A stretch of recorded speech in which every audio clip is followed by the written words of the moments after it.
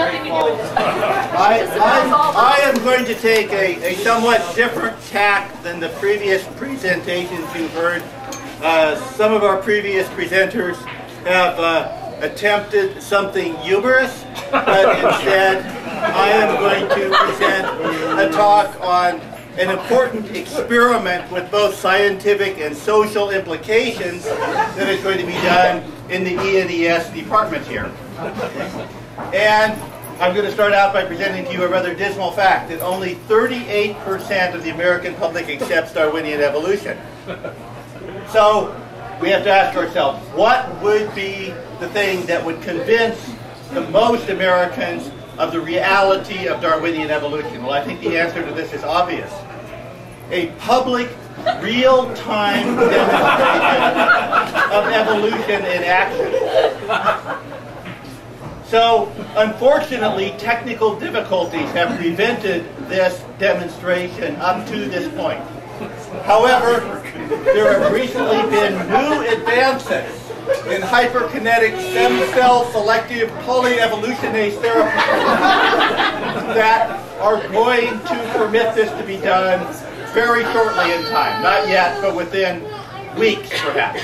It's fine on my lap. And the person is one of our tech personnel who is actually responsible for this, Professor Heinrich von Gottpower, who probably most of you know in the biology department. And he has succeeded, he says, in harnessing the power of evolution.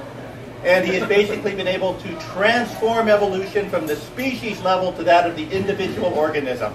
A truly remarkable advance. However, we'll pause here before we leap forward into the future of evolutionary biology. Before we can demonstrate this on human beings, I think we have to confront the legal and ethical issues that are involved. And so the Tech Human Research Ethics Committee referred this question to Dr. Robert Bowman as one of the eminent scientific authorities in the department. There he is. Perhaps many of you recognize him. And he performed a thorough, although perhaps rather brief, study of all the issues involved, and his opinion was, go ahead. So, now that we've dealt with the ethical issues, the only remaining decision is what the experimental subject is going to be. And to do this, we need to use the methods of evolutionary biology itself, obviously, to make this decision.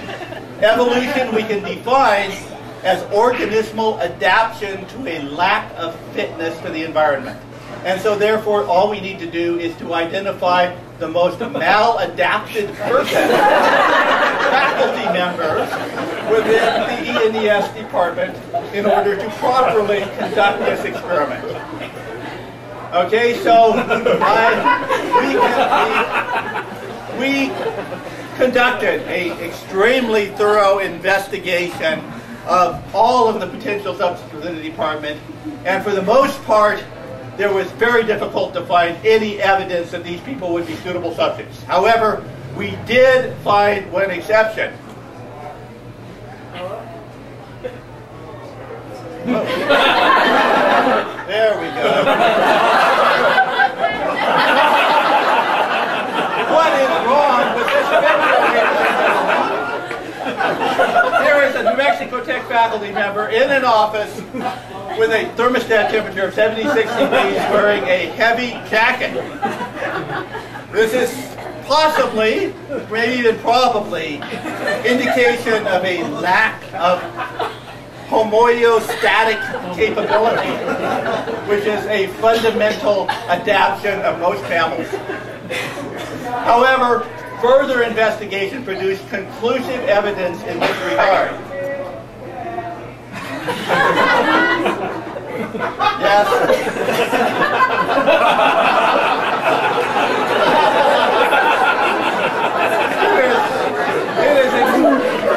It is extremely difficult to see why any person, when outdoor temperatures are perfectly equitable, would wear a bedspread to work. I received some skepticism about this claim. So therefore, in this very picture, I have included an actual video. Here and here. No doubt.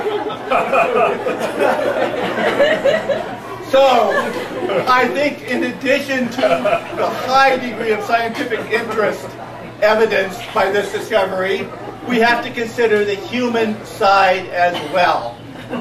Is it possible that somewhere in insect, a lonely, desperate woman is tearing her hair out and asking this question? It'll appear shortly.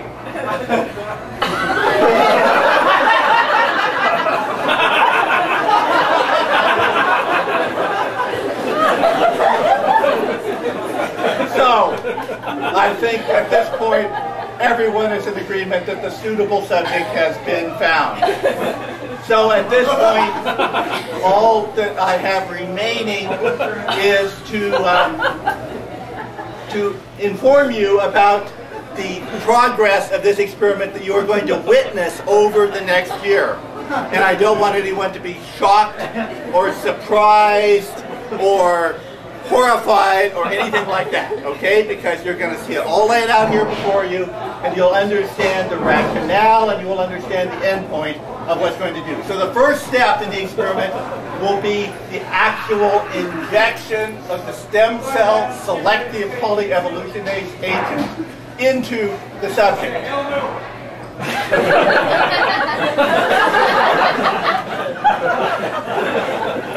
That's a lot like working at New Mexico. She's used to it by now. Okay, step 2 is that the agent begins to take effect. And I have to warn you that this next footage is somewhat graphic. And those of you of enhanced sensibilities may want to cover your eyes, okay? Because, well, we can't gloss over some of the painful effects of human subject research.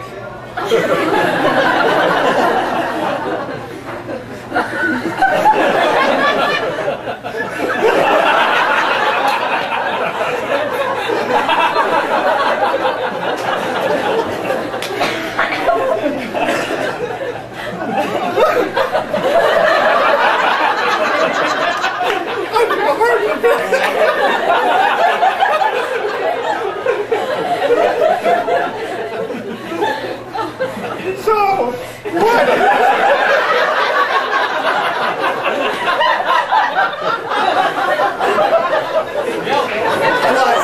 what can we expect after a period of 6 months?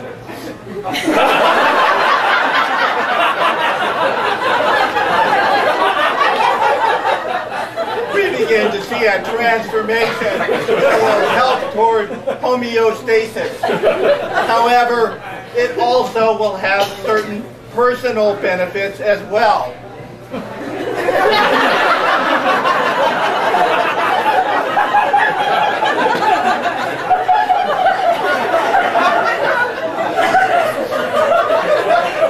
And finally, the end product after an entire year.